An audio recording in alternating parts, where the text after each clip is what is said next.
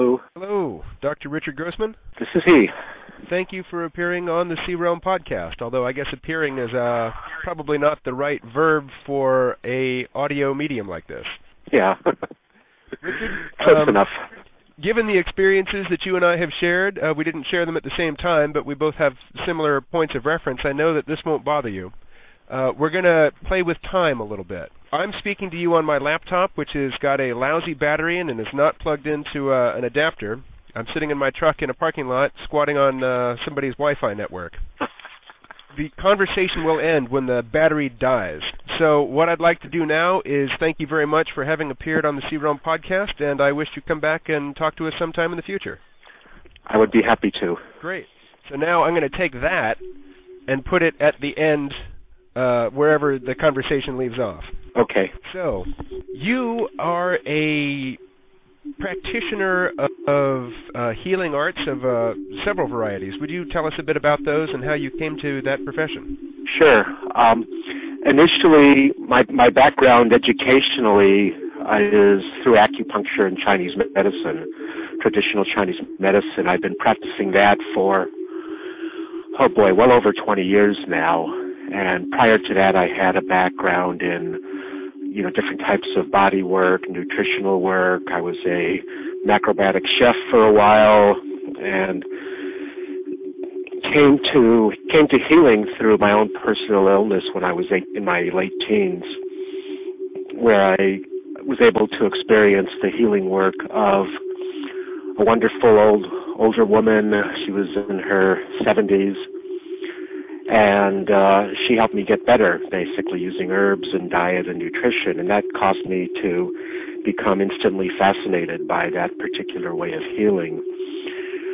I came into sound healing, about 10, 15 years ago when very, very accidentally, very synchronistically, I picked up a Tibetan bell that happened to be sitting in my office from another doctor and played it over a patient, and saw the deep effect that had on the patient. So that got me quite interested in sound healing, and via the sound healing path and via some other circumstances in my life, I became very interested in shamanistic healing work. And where did that interest in shamanism take you? It took me deeper into the sound work, for one. And it's also taking me down to the Amazon a couple times to work with indigenous shamans there. And basically, it's changed my individual practice quite a bit to where I much more rely on my own intuitive feelings of what's going on with patients, and also will combine the traditional Oriental medicine along with various aspects of particularly Peruvian shamanism of using different incenses or different scents and different instruments to help induce a healing trance state in the patient as I'm working on them, and to work on them as in a dualistic approach of using the acupuncture plus the shamanism, which is pretty unusual, I think. How do you combine the acupuncture and the shamanism?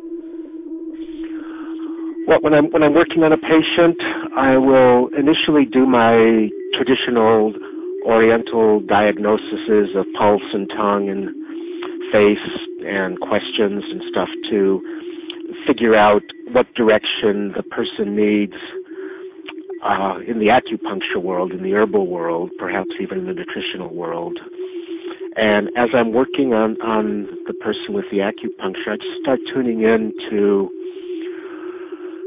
different levels of where I'm perceiving the patient as being, and then I'll choose different instruments to use according to what I'm perceiving, using muscle testing sometimes to determine exactly what the person needs. And as I'm doing the music, I'm just really tuning into what's been called the other worlds or the shamanistic world to explore deeper levels of what the person might need. I might do some energy clearing. I might just say certain things at certain times to the person that I'm picking up that they need to hear, etc. I also take people down into Peru, into the Amazon, and into the Andean highlands to work with indigenous shamans. That's what I'm calling my heart feather experiences, based on the concept of from Egyptian culture of the feather of Ma'at, where at the point of death a person's heart is weighed against a feather from Ma'at's headdress, and if their heart weighs more than the feather, then they're not given entrance into the afterlife or into heaven. So the idea behind these journeys and using the shamanistic healing is that we all carry so many wounds and so much stuff from our, history of our life and traumas, and I just found the shamanistic work to be the most powerful way of releasing that, helping people be free. Now, so far you have mentioned trips to Peru, you've mentioned shamanism and healing, but you haven't mentioned something that I think listeners of this podcast will be keenly interested to hear about, and that's ayahuasca. Right. Ayahuasca, the mother. Ayahuasca is what I do take people down to Peru to experience, that and the San Pedro cactuses in the highlands of Peru. And for me, ayahuasca is, the supreme healer in many ways, or the deepest healing tool that I have yet experienced and worked with. The ayahuasca gives entrance in such a profound and beautiful way into healing states that I personally, and I'm coming from 25, 30 years of experience in the healing world, personally have not found in any other way. Let me ask you an opinion about the plant Sure. mixture of the Banisteriopsis vine, the ayahuasca vine, and then whatever admixture plant one chooses to add to the ayahuasca to include the DMT. In and around Iquitos, where I know we've both been, Chalipanga is a common admixture plant, as is Brugmansia. And I get the sense that the ayahuasca vine, in and of itself, even though it doesn't have any chemical composition to it that's going to give you visions or cause hallucinations, still has a unique spirit, a unique identity that comes through in the ayahuasca experience. And I say that because I've been to the Amazon twice now seeking visionary experiences. I've gone there wanting the visions of Pablo Amaringo to, be in front of my mind's eye when I close my eyelids, and that never happened. But of the 12 or 15 times that I've taken ayahuasca, the next day, every single day, I have felt so integrated in my body, and I've just felt so at ease and so right with the world. And that, I get the experience, or I get the feeling that comes from the vine itself. And I was wondering if you had any opinions about the individual components of the ayahuasca and how they might be different in their effects on us, and how they might have their own unique identities, and how that might get expressed in sound. Well, last year I spent time in Ecuador with the Mama Yacta family in Mariposa, and that question came up several times. And the understanding, first off, to look at the Amazon, for anybody who's never been there, we walk through maybe a North American or European forest, and it's pretty tame, It's tame. I live in an old oak forest here, and I'm looking around, and there's oak trees, there's bay laurel trees, there's a sycamore tree down the way, and every winter we get a lot of different plants popping up.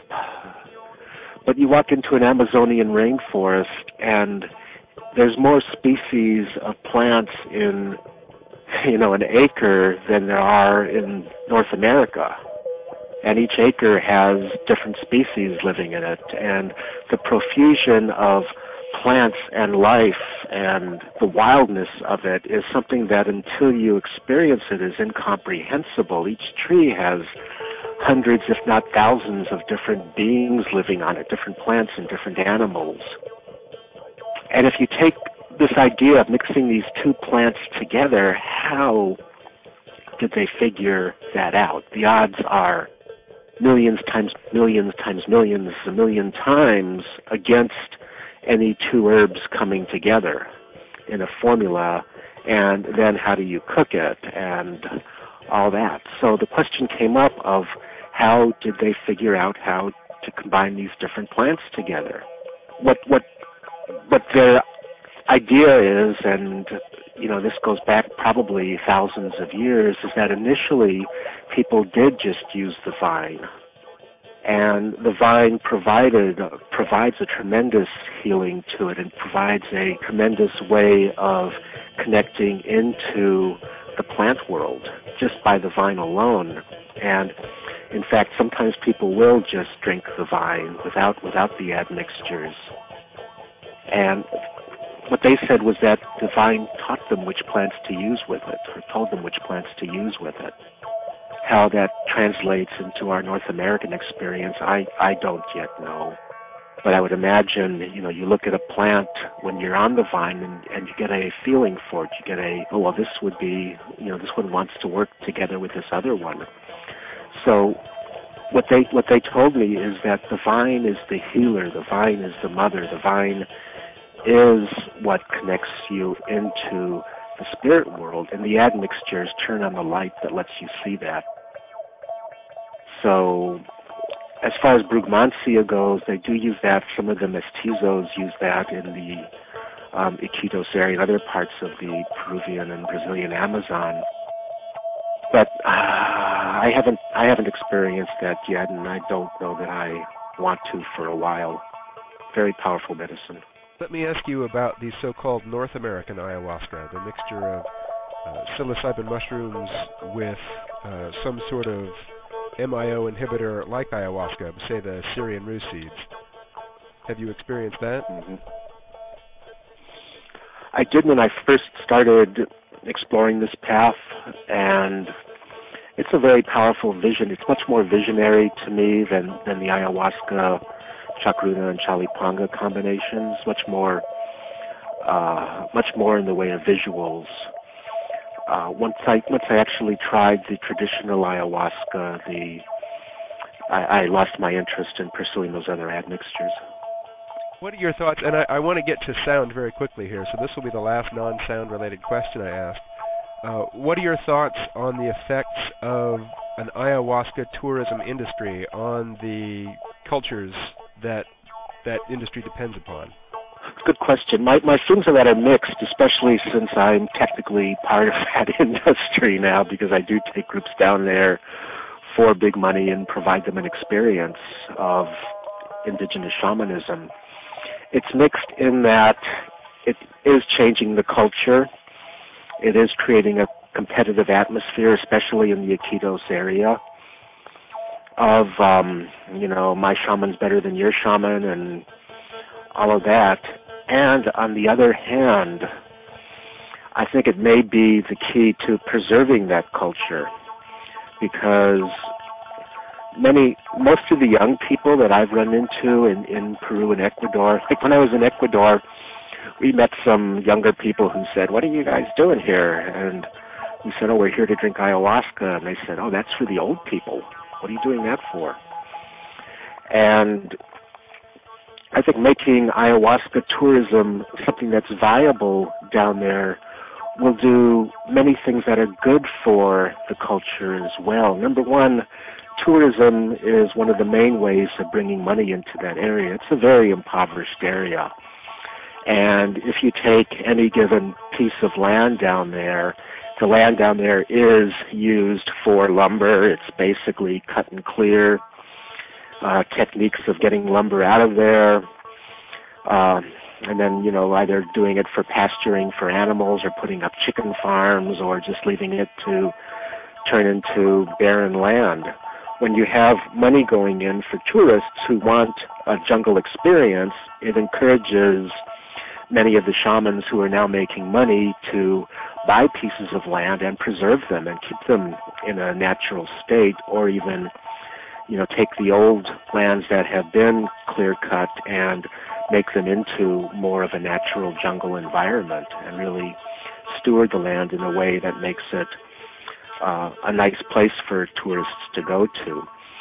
And also, I found especially lesson that there are more young people that are interested in learning the medicine because they're starting to recognize that this is a way they can, not be in poverty and not have to work for, 50 cents or $1 a day in some hard labor job.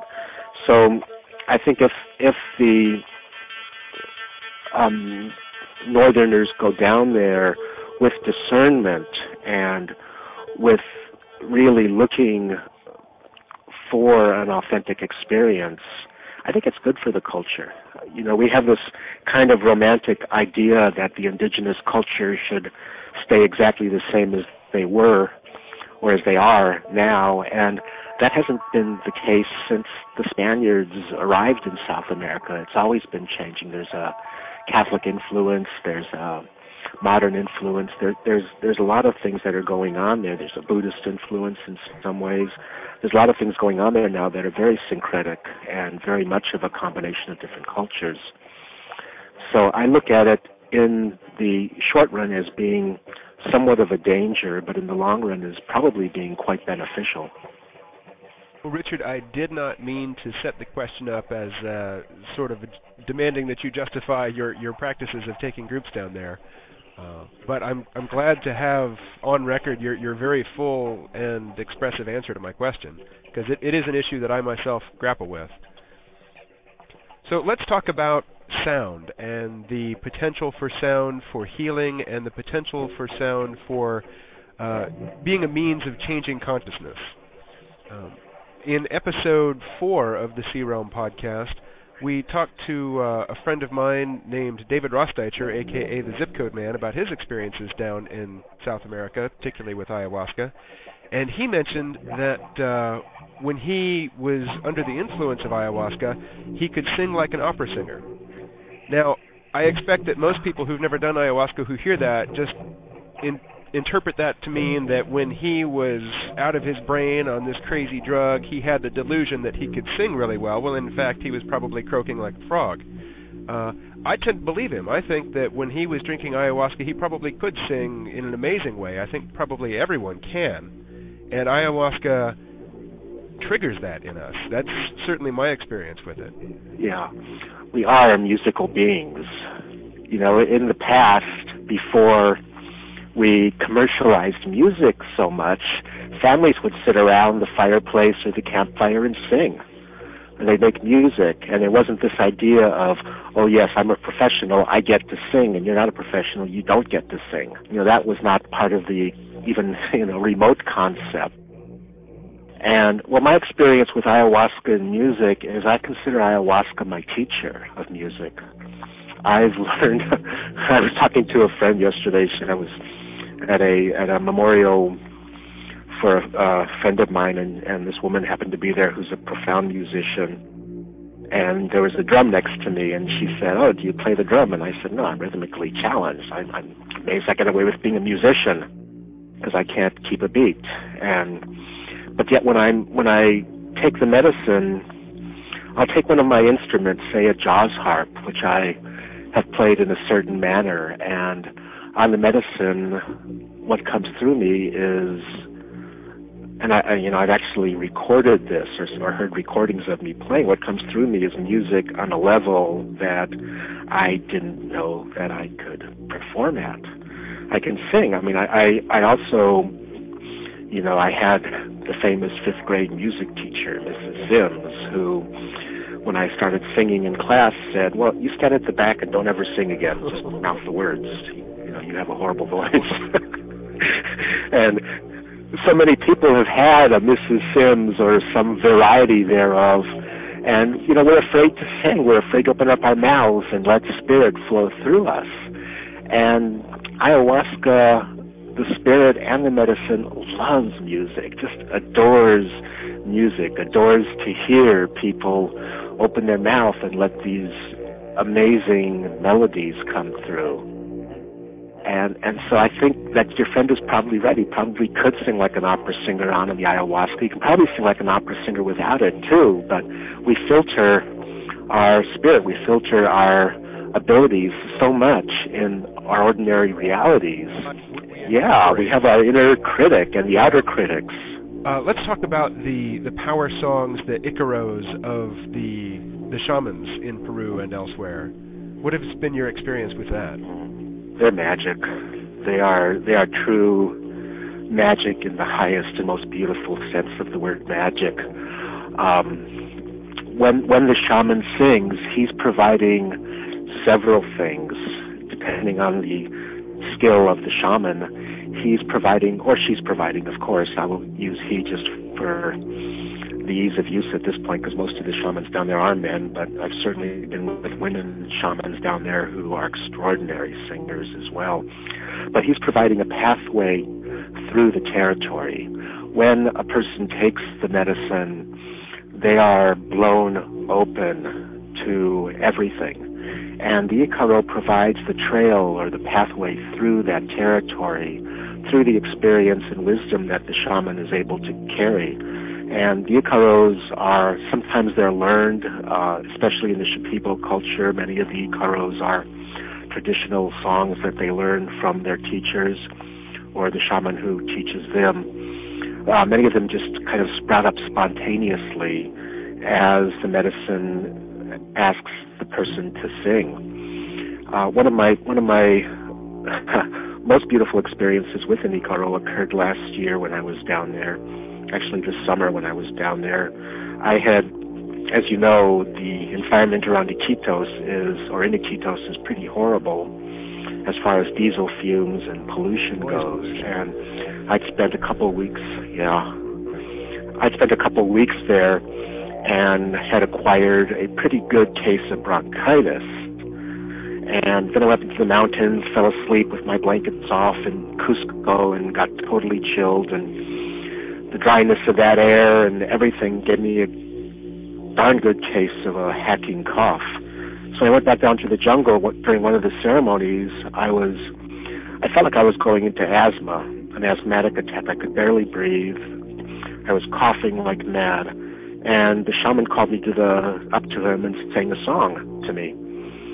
When I went back to sit down in my place, I took a deep breath, no congestion, no mucus, no coughing, no tickle in my throat, nothing. It was all gone, which continued into the next day. And I asked him what he did, and he just really simply and very sweetly said, I sang a song to your lungs.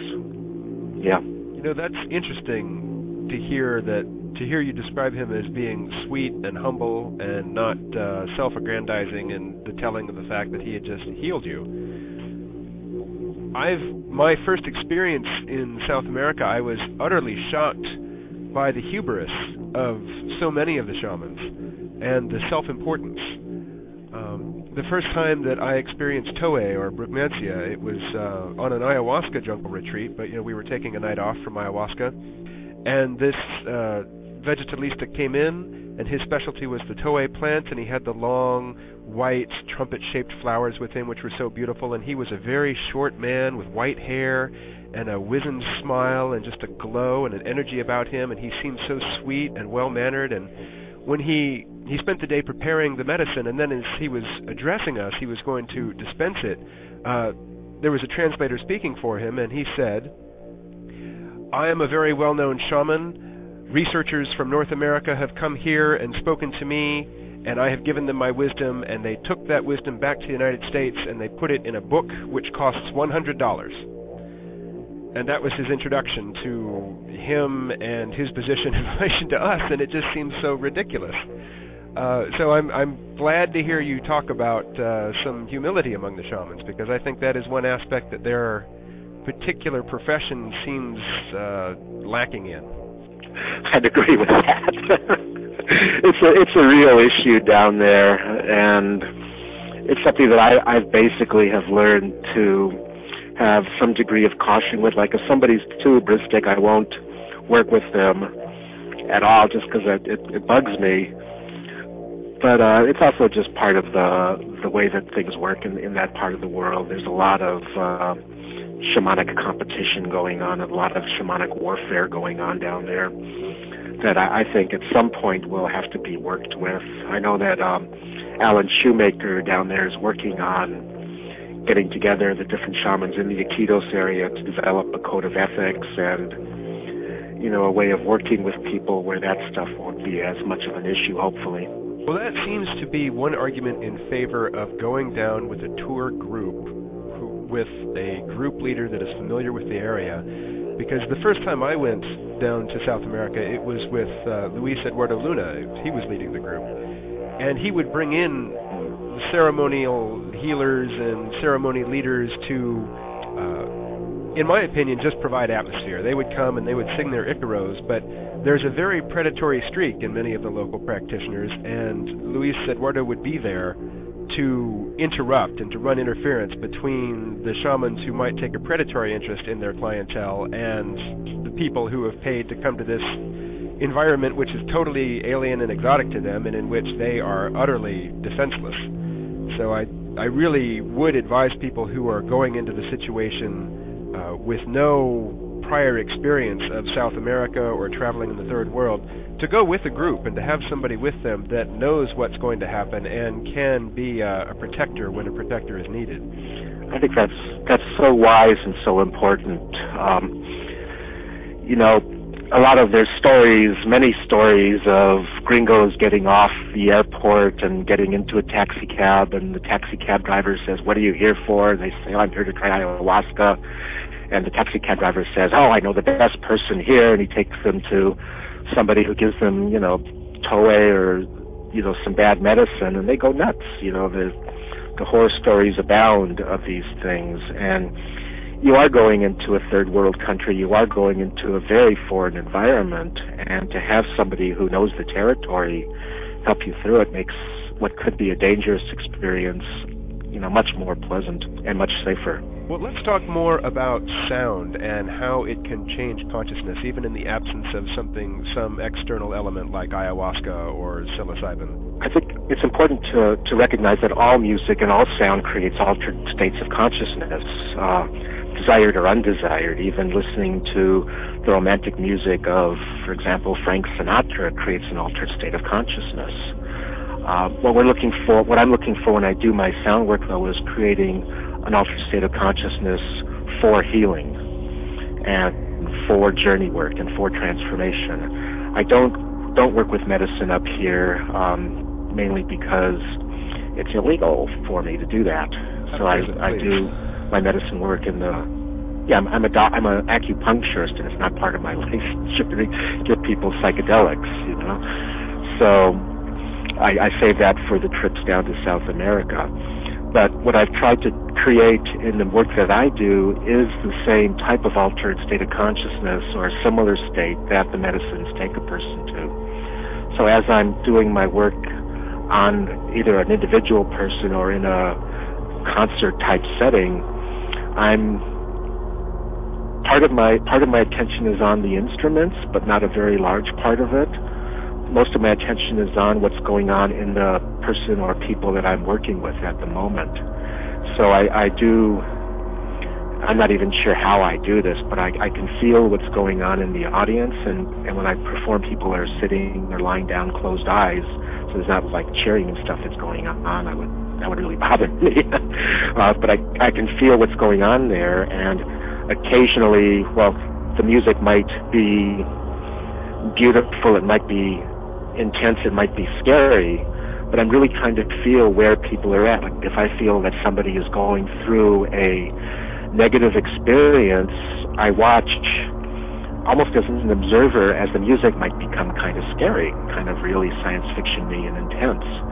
And some people might start, shaking a little bit, or, I can see them kind of come out of the trance state a little bit, but I tell people before I start to stay with it. If something comes up that's negative, the music's not creating it, it's coming from inside of you, and it's coming up for healing. So I am quite aware of what's going on in the people as I'm performing. Let me ask you about heavy music that is sort of science fiction-y and wrought with sensation of suspense or anxiety, because you sent me 2 tracks One was the Realm of the Cosmic Serpent, which I absolutely love and listen to all the time now. And the other was a track called Primal Heart, and I have to say, Primal Heart rubs me the wrong way, and I find it rather oppressive, and I've tried to listen to it a couple times and turned it off. And when I asked you to send me 2 tracks, I said, send me one that we'll listen to and one that we'll use as background to give some atmosphere behind our conversation. And I tell you, I won't use Primal Heart for atmosphere because I think it would really create a state of mind for a lot of listeners that I don't want to create for them. You know, people have different. Everybody loves Realm of the Cosmic Serpent. To me, it's definitely the most beautiful music that I've created so far. One of the most beautiful pieces I've created. It's just, I love it. The Primal Heart, people have different reactions to. I've had people say that they listen to it over and over and over and over again because they love it. It takes them really deep, and other people find the gong to be oppressive. It's just maybe neurochemistry or different experiences that different sounds have created for people. I do find the gong to be the most powerful instrument that I work with as far as evoking states of both ecstasy and of its opposites. So when I do the gong work, there's usually a number of different phases that it goes through, every place from, oh my God, I want to get out of here, to, mandalas of dancing devils, to utter spiritual ecstasy. Just people have different experiences with that particular instrument. I think it's a Rorschach inkblot of instruments in a way, where wherever a person is at, or whatever experiences they've had in their life, it'll reflect that for them. And I'm not saying that, you have an oppressive nature or anything, but, it's just different strokes, different strokes. So what I'd like to do now is thank you very much for having appeared on the C-Realm podcast, and I wish you'd come back and talk to us sometime in the future. I would be happy to. Great.